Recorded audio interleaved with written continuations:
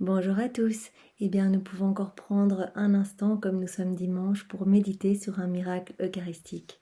Au nom du Père et du Fils et du Saint-Esprit. Amen. Jésus, je me plonge en toi, dans ta divine volonté, et je te donne tout ce que je suis, je te donne le champ libre sur ma vie, et je te demande de venir particulièrement dans ce moment, bien, méditer sur ce miracle eucharistique, sur ce que tu donnes, Jésus, que mon cœur puisse vraiment s'ouvrir, bien ouvrir mon intelligence pour que je puisse m'émerveiller de l'immensité de ton amour, Jésus, de ce que tu donnes à chacun de tes enfants et de ce que tu as donné en particulier bien, à cette religieuse. Alors cette histoire se passe au XVIIe siècle et nous avons la mère d'un couvent, mère Marie-Angélique de la Grave, qui est vraiment une mère très priante, très mystique. Et son couvent connaît vraiment un certain prestige parce qu'il y a toutes les princesses de l'époque qui viennent vraiment le visiter, etc. Mais cette religieuse reste vraiment très, très pieuse et très proche du Seigneur. Elle reçoit d'ailleurs les stigmates et elle ne veut pas les montrer, donc elle reste très discrète par rapport à ses cadeaux, à ses grâces qu'elle reçoit. Et un jour, la veille de Noël, bien, toutes les religieuses se dirigent pour aller à la messe. Et alors, il y avait une coutume à l'époque, c'est qu'elles devaient recevoir la communion, bien, agenouillées derrière une grille sur l'un des côtés du chœur de l'église. Et le prêtre venait donc déposer l'hostie sur la langue.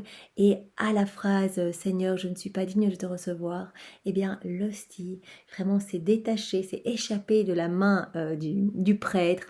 Alors que voilà, qu'il était encore à un mètre au plus, bien des religieuses, s'est détachée de sa main et est allée se poser directement, se placer directement d'elle-même sur les lèvres de Marie Angélique. Alors évidemment, il y a eu tous les témoins, tous les paroissiens, le prêtre, toutes les sœurs ont pu voir ce miracle. Alors, toutes les sœurs sont revenues un petit peu dans l'excitation, dans l'étonnement, mais Marie-Angélique a gardé vraiment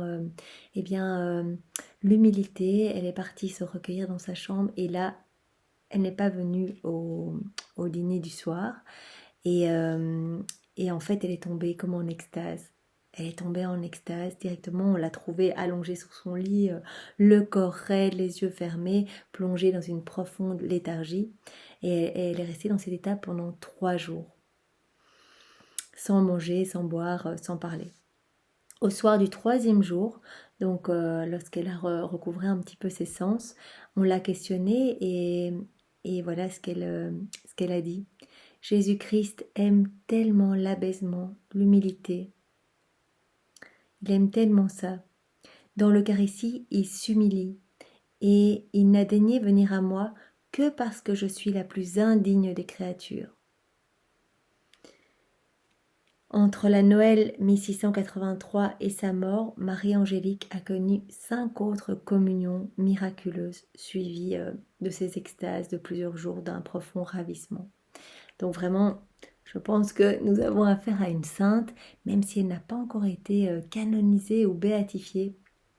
Bien, nous pouvons vraiment la prier, nous pouvons lui demander d'intercéder pour toutes nos intentions de prière.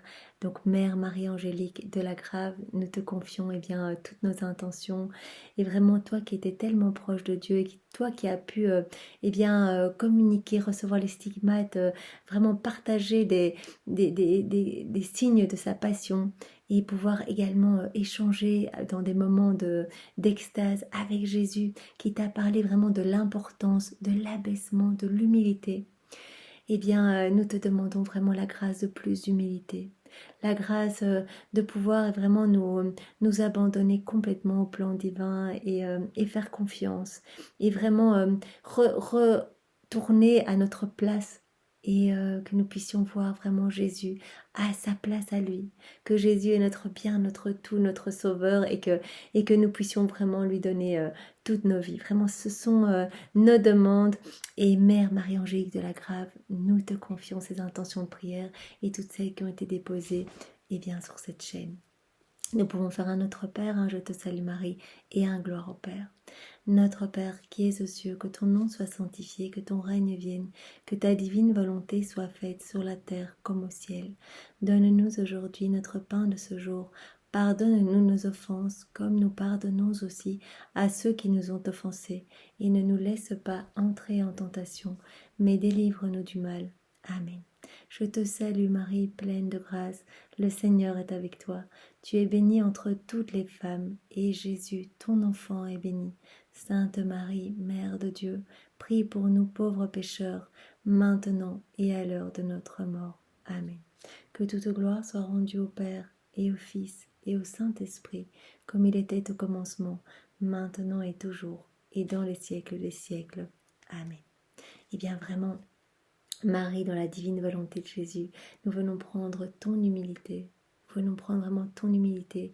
Et Jésus, ton humilité aussi, mais vraiment c'est ton humilité qui coule en Marie. Donc nous prenons vraiment cette humilité divine et nous venons engorger notre âme. Nous plongeons vraiment tout ce qui provient de notre ego, de notre amour propre, de notre volonté propre, tout ce qui est orgueil. Et nous venons tout plonger vraiment dans la lumière de Dieu, dans l'humilité de Dieu. Et nous demandons cette grâce vraiment de plus d'abaissement, que nous puissions plus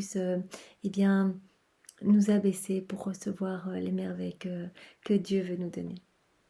Eh bien, soyez tous bénis et passez une belle journée. Au nom du Père et du Fils et du Saint-Esprit. Amen. Au revoir à tous.